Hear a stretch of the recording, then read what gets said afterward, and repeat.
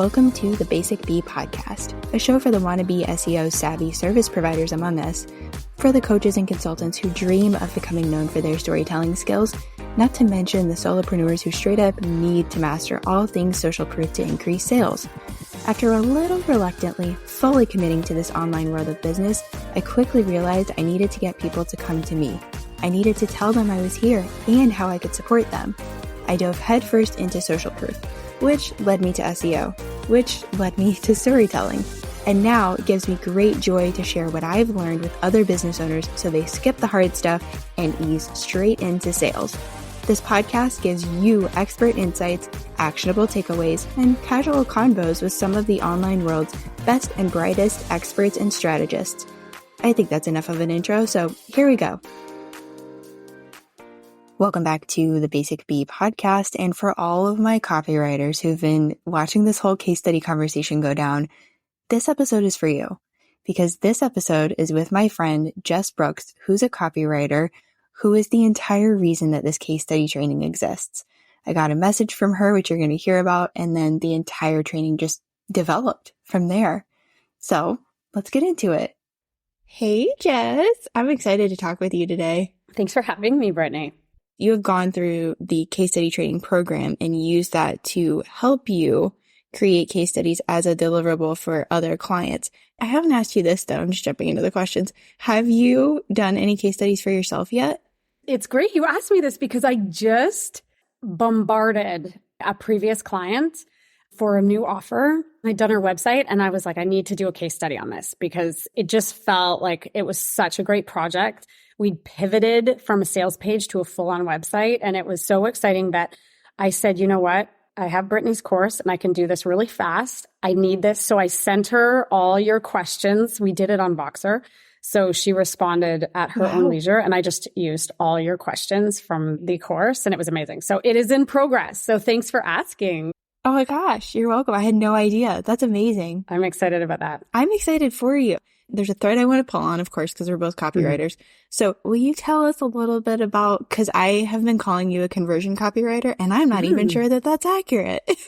That is accurate. I'm a conversion copywriter and a UX with UX training. So that's like the user experience training, which is why I was able to see clearly I needed to move that from a sales page to a website because of the buyer's experience. Yeah. So I write strategic sales pages for online entrepreneurs. I love that. So you and I met inside a networking group. I don't remember if it was one of the larger ones I was in or one of the smaller ones I was in. And I don't remember how much contact you and I actually had in that room. But what I do remember is that shortly after we were in that room, that virtual room, you reached out because you wanted to interview me to help you write a sales page, which is why I've been in my brain. I'm like, she's a conversion copywriter. Like she writes sales pages. Yes. And then the next thing I know, you were sending me a message. It was like early in the morning one morning on Instagram. And you were like, hey, I'm about to hop in to, I say this on the sales page for the case study training program, but literally you were voice memoing me and you were like, I'm going into this interview. I think this could be a case study. What questions do I need to ask? Which was like amazing. That was our like timeline. Is there anything you remember that I don't remember about like meeting and interacting? Well, I just remember that everybody knew you. And they knew your name. They kept saying your name. You got to meet Brittany. You got to meet. And then I had you in the chats in a meeting somewhere. And I was like, this is Brittany. So yeah. Yeah. And you were an excellent interviewer. I love talking with you. And I think we probably could have kept on talking. That's how all of our conversations go. So let's go back to that moment because you truly were the one that sparked the idea. Take me to the moment when you messaged me on Instagram, like you were heading into that client interview. Like what even inspired you to reach out? Okay, so I'm pretty sure I was eating cabbage at the time. You were? Because I always would message you when I was eating coleslaw. But I had a client and that was a large project and it was very exciting. But I had been taking so many courses and I was taking a sales page course at the time. And I was just feeling overwhelmed with all the stuff that I was learning and having to implement. And I knew that this would be an amazing case study for the client that I was going into an interview with. And I was like, if only I had like just a play-by-play. Like I just want somebody to tell me what to do and I can do it. I don't want to have to think about it. I just want to be able to crank this out. I like hearing somebody's workflow. And I like seeing behind the scenes of how they do something so that then I can create my own process. That's why I reached out to you. I was like, I don't have the brain space to figure this out. Like if Brittany had a step-by-step process that I could follow, I could just do this and it would be amazing and I could do it. I just don't have the brain capacity to figure out a workflow for myself and add it on to all the quadrillion things that I was learning. So, and trying to like create my own process at the same time. So that's why I reached out to you. I said, I think like everyone's talking about your amazing case studies, Brittany. Like, I think that you could offer this to people to show your streamlined process that I know that you'd spent a lot of time developing, which is why it's like, okay, now you can sell it because you have refined the process. And there's so many of us that don't have to go through that awkward middle stage. And I just want to mention that I worked in news. I worked as a journalist. Like I'm a trained journalist. I've interviewed so many scary people. Like it wasn't that I didn't know how to write a profile piece. It was just that I wanted the process step by step.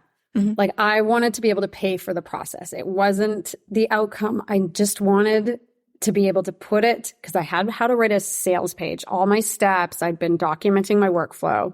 And again, I did not have the capacity to then go through and figure out how to do a case study. And gathering testimonials is so close to a case study. I mean, you're in that 50-minute interview. So why not just like massage it a little bit further, dig a little deeper, ask a few more Brittany's Genius questions and pull a little bit more of the story out and then be able to put that together quickly into a case study. There's so many places that my brain can go. So when you said that you just wanted to pay for the process, like you had the skills, you could have taken the time to go and investigate, but it sounds like you were really just like bogged down by the other learnings and trainings that you were doing. And I even remember you saying that. You were like, I'm in too many things. I've got too many things going on. Just tell me what to do. Yes, I did. And just tell me what to do. I mean, you went and you made this amazing checklist. Like I now live and die by this checklist that you have to walk through. I mean, I'm jumping ahead a little bit, but you didn't take this loosely about how I needed a step-by-step map process. Like you went and held everybody's hand through the entire thing. I mean, the whole program, but this one PDF document that just is like, now that's up as a bookmark on my computer that I walk through side by side with my sales page process. Oh my gosh, I'm so flattered. I love that I have a bookmark. It's an amazing checklist. Thank you. I mean, literally none of this would have existed without you mentioning anything of it to me because the timing was so perfect. I had the time to actually create this. I totally ran with your idea very quickly. And I remember you even saying like on more than one occasion, you're like, I can't believe that you're doing this. I can't believe you're running with this. Like, it's so cool to just see you like fly with this idea. Cause I think from the time 2 weeks is something that's in my head. So I think from the time you messaged me until the time that I had like shopped the idea around to make sure that there was a market for it, outlined it to figure out what I was actually going to sell because I sold it before I actually put it together. And then I really wanted to co-create it with you guys. And that really did happen. So everything that everyone came in the program wanting, I was able to then execute. And it was wonderful because it gave me such a great foundation for a program to share with people. And then now going into the second launch of the program, I've restructured it. I noticed that there were some gaps in there, which is really funny because like one of the biggest glaring gaps is that I didn't start with like figuring out who to interview or who to feature in the case study. And so now I'm like, oh, this is perfect. Now I can have, this situation that I can now plug the hole. But at the same time, when everyone was coming to me last year, everybody had somebody in mind, whether it was they were going to be a copywriter doing this deliverable for a client and they already had the client, they already knew who they were going to write for. Several people did, or they knew who they wanted to write about in their own business. They were already coming in with that client. So how I built the airplane at the time makes sense. And it's great because now I have that foundation because I ran with the idea and I can just make it better. Like I can make the improvements now. You have now written like your first done for you case study of several, I'm sure. and you had that checklist. Can you tell me a little bit about like what it was like actually being able to use some of the materials in the course to create that case study? Oh my gosh. I mean, it was amazing. So I could just go in and you tell us what to do at each stage. So I had already watched the course through, so the whole thing. So I kind of knew the why.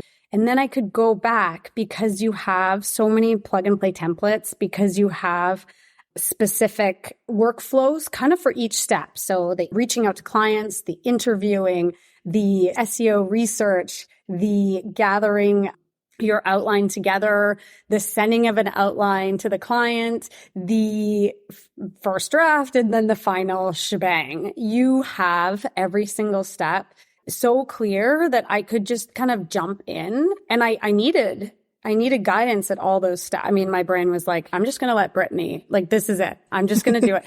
And so I could jump into each of those parts.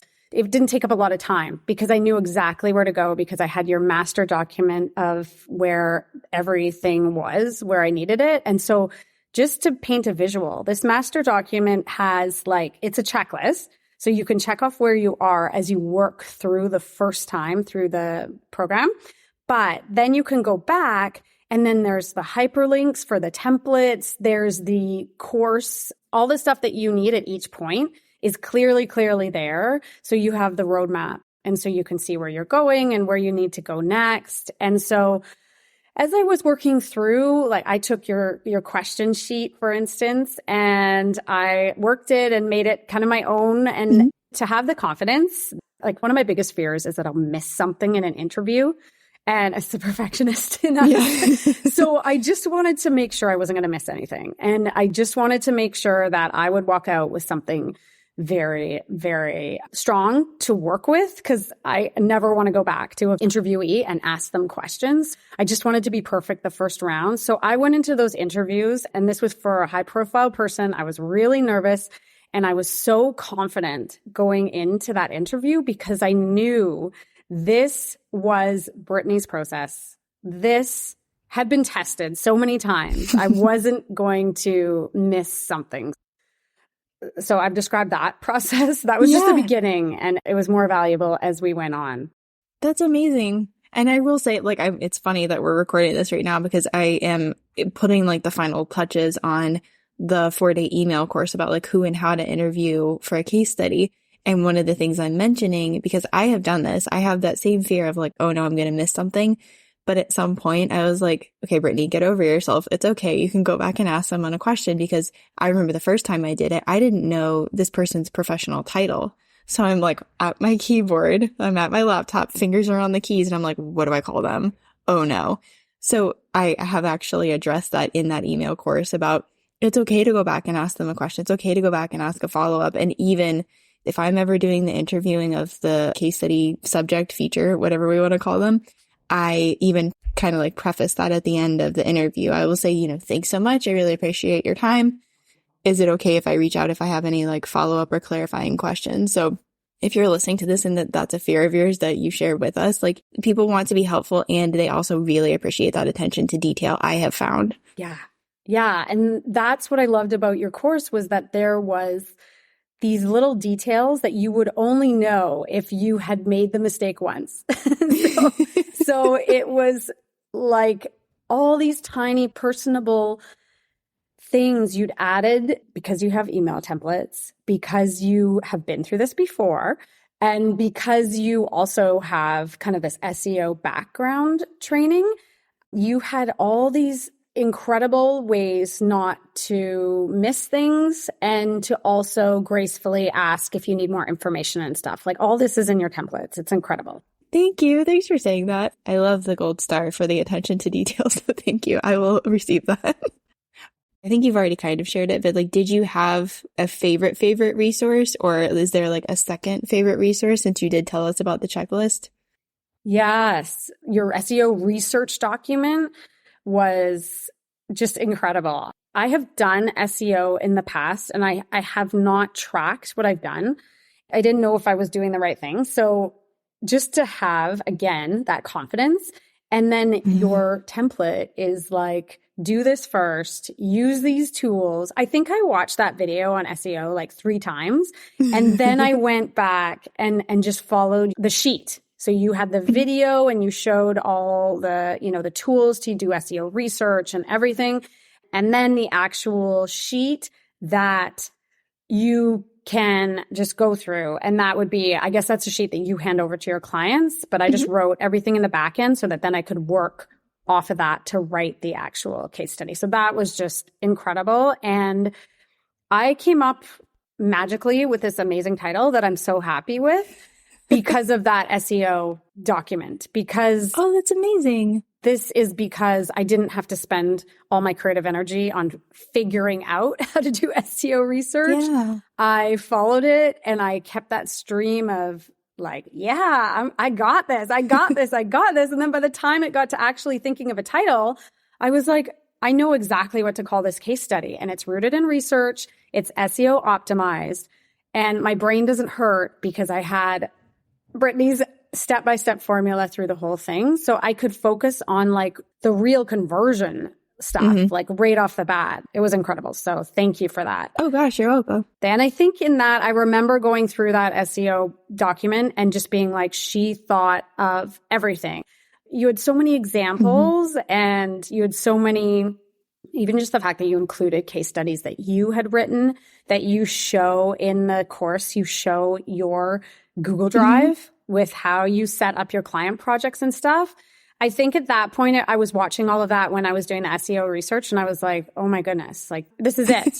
I can do this. So otherwise I would have gotten really overwhelmed and I probably wouldn't have done that SEO research. And that value add for the client is so important. Yeah. Like it is so important. And I love that you said that the SEO research can be done in 30 minutes. It doesn't have to be long. And do you feel like that's accurate? 100%. Because it's one thing for me to say it, but it's another thing for like you've actually gone through it. 100%. I mean, it took me longer because I was watching your stuff and making sure I had everything, but for sure.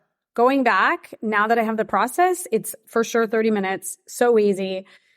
The tool Ubersuggest. It's just incredible. So I didn't know about those tools. I didn't know anything. So just having that right there in front of me. Yeah. Such a time saver. That's really good to hear because I could talk about SEO and story all day long, but it can still sound intimidating to people. So to hear you be excited to talk about SEO and weaving in keywords and to then say that it made coming up with that case study title so much simpler and easier and it happened faster. Like that's what I love hearing because it's so possible. And like you said, moving forward, it'll just get quicker and faster and you'll get better and better. So I really love hearing that. The course has changed a good bit between the time that you took it and then how I'm structuring it now. There's a lot more hands-on. There's 4 total live calls. We've got like a brand voice expert coming in. We've got Justin Blackman. I'm so excited.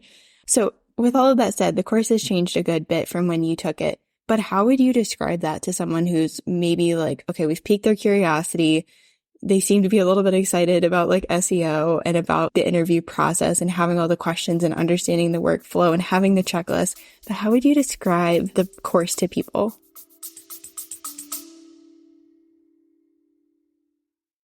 Looking for an introvert-friendly way to sell or even just want to stop feeling so salesy? I've got just the thing for you. Case studies. Yeah, I know. I talk about them all the time, but there's a good reason for it. Case studies are the ultimate marketing resource for introverts and service providers. There's no better way to show someone the exact experience they could have working with you. They get to see themselves reflected in the story they're reading. They start to feel more connected to you and your approach, and they see the results that are possible for them too. There's absolutely no salesy feelings anywhere near case studies. You can get my exact step-by-step process, all sorts of resources, checklists, templates, video trainings, live calls with me, and so much more inside my case study training program for solopreneurs. Doors open April 22nd, and we officially kick things off on April 29th. Click the link below for all the details.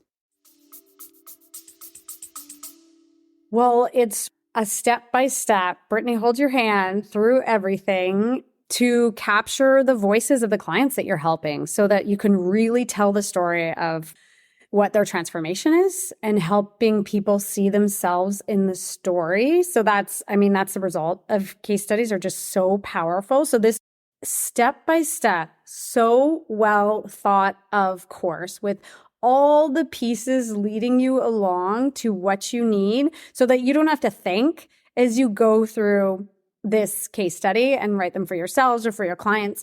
This is exactly what you need and everything that you need right here under one roof to have these results like right away. And the thing about it is that you don't have to think. So everything's there. It's almost like a puzzle that's already done for you. And then you can just go in and you can create results and really jump forward so that you're not stuck in the weeds and thinking about the process, and you can just immediately write an amazing case study. You're not spending all this time trying to figure it out and figure out all these steps. It's like it gets you from A to Z in one single course. You just have to like close your eyes and follow Brittany, and then your case study's done. By the end, you have an amazing case study. So really, because you have the template of the case study laid out, you have the examples of the case study laid out, like it's a real get results course. I mean, there's the why there, and you have all the videos for the why, but the how to do things is so robust in this course. Brittany, you've been so generous, even in the first round. And I know it's just going to be even more amazing on the second and the future ones, that it can only get more amazing. It's so robust and so well thought out. And you've created this amazing, amazing program. Thank you. Thank you for saying that. Again, like so many different things coming in my brain, and especially given the fact that like from idea to promotion, it was like 2 weeks. I think I took like 5 days to create all of the resources, to film all of the things. And I made sure that there was like, my friend Leah helped me put together a private podcast, because I remember going through trainings and I would inevitably end up having my phone, plugging it into like my car holder thing and like logging into Teachable and then playing the thing. And you have to figure out what lesson you were on and what minute mark you were at. And it was such a pain that I was like, I don't want to do that to people. So having the private podcast, my thought at least was like, they can, pick up where they left off and just like take that learning on the go. So I really love hearing that it felt like a robust course and it felt like everything was there, even though I kind of like was Speedy McSpeedster behind the scenes of like putting it all together. But it did really help that I know this work and I know it inside out and I do have the process. And so to be able to just like gift that to somebody and give them all the things that they really need to get it done, like I'm so grateful. You mentioned like being able to walk out with your case study done, just by using all the stuff in there, which yes, that's totally the goal here. But like timing wise, how long would you say ish that it took you to put together that done for you case study for your client? That's a really good question, because I was really busy at the time and I almost was nervous to take it on, this specific one. But I'd taken your course and I was like, I can do this. And because I had all the onboarding kind of stuff ready, I was able to send that out easily and just get the interview set up. And I had the roadmap and I wrote it in a week, or less even. It was like within another project. I did it. It happened so, so fast. And the other thing I want to mention is that because I wasn't stuck in the weeds, because I wasn't second guessing my process, because I wasn't worried about if my information was right. Like I always like to be right and I always like it to be perfect. When I went into that case study, I remember I had a strategy call with a mentor of mine, and I went in with this case study already done, and I was able to show it to him because I didn't waste any time on it. I had it finished so quick that I had it all laid out, and then I could spend much more time on the actual making. I mean, I want to say making it perfect, but in the sense of like, creative wise, making it just a really good case study. And I could spend so much more time on the second or third or fourth draft, which is really where the magic happens. When you actually have time to get to like a sixth draft, that's a good draft, finally. So the fact that I didn't have to spend a lot of time on the first and second because I used all your stuff, and then I could really push it to an amazing, like we were nerding out, and I got it to the point where it was like every paragraph had like an emotional kind of journey through each one. Like I could really have fun with it. And by the end, I was really proud of it. And it gave me the confidence to do more. That's the thing. It wasn't like I came out of there frustrated or came out of there like with bad feelings about it. It was like, okay, that was fun. And it's such a win-win for everyone because the clients had success. So you're telling this story of transformation. Sorry, the client's client, but also the client has this asset that they can use on their sales page, on the website, and not only in it, but there's pieces of content there that the case study picks up that then generates more content for them on social media or on their sales page. Maybe something of their messaging gets clearer for their offer. Your templates, it's just an incredible asset for anybody's brand, whether it's your clients or your own. I want to pull on this thread for sure before we leave sales pages, because I know this is your jam. I love sales pages. I love me some sales pages, but you did mention using case studies on the sales page. Will you give us your top tip on how to use case studies on a sales page? I would love to hear this. Yeah. So I have two. One of them is design wise and one of them is just content wise. So when buyers come to your page, you're going to have that first buyer who's like all in, I want this right away. They're coming to you hot. They know they want you. You're going to get them clicking right in that top fold where they see the learn more, buy. But then you're also going to have, and this is happening more and more, the very slow buyers. And I am one of those. Even if I know I want something and I budgeted for it, I still want to read everything and I want to make sure it's for me because I have 10 other courses lined up that I can't quite prioritize. So if you can convince me, if I can really see myself in someone's story. So using case studies on your sales page is where you can put a little button that's read more about their story and click to another page and keep that person there even a little bit longer. And I know this goes against the grain of keeping people on your sales page at all times. I was just thinking that. I know, but I love this. And I'm the person that comes and visits your sales page 20 times before I buy. Same. For those people, you want to make it fit within the thing and you don't want to drive them off. But you want to drive them back to be able to buy. But we're in the age where people really need a little bit more and they want to be able to trust you and they don't trust you talking about you. They want to see other people who have got the results to be able to trust you. So having that spot that where slower decision makers can go, and I say slower in the nicest way because I'm the slowest decision maker. We mean it with love. You can kind of totally. You can go and you can get into another room and you can really experience your transformation. And I think that words are easy to say, okay, what's your transformation? And you can write it on your sales page. But to really see that transformation with data, with results, with that person's actual seeing their face beside it and seeing the client who got results, seeing a real live person who could be you. That's so important. And you want to be able to offer that to people who come to your sales page and who need a little more.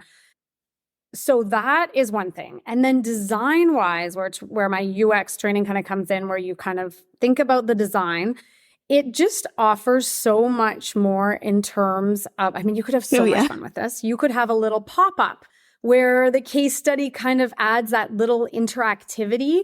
So one of my big things is to think about where your buyers are coming from. And especially now if you're selling off Instagram, but if you drive them to a static sales page, if they've come from, for instance, your Instagram Live, where they were able to comment on your stuff, or they were able to talk about your stuff, and they're like, okay, I'm going to go check out our sales page. And they get to this sales page that's scroll through, kind of puts them to sleep. But if you really found some fun ways to bring this dopamine hit to them, like a pop-up that's read so-and-so's story, or so-and-so got this result, hey, read more, or this is her case study, and kind of really serve them up that interactivity that mirrors what was just happening for them on Instagram. This is a full content layer to add into your sales page in a fun way. So there's so many things. And then you can also pull from that case study.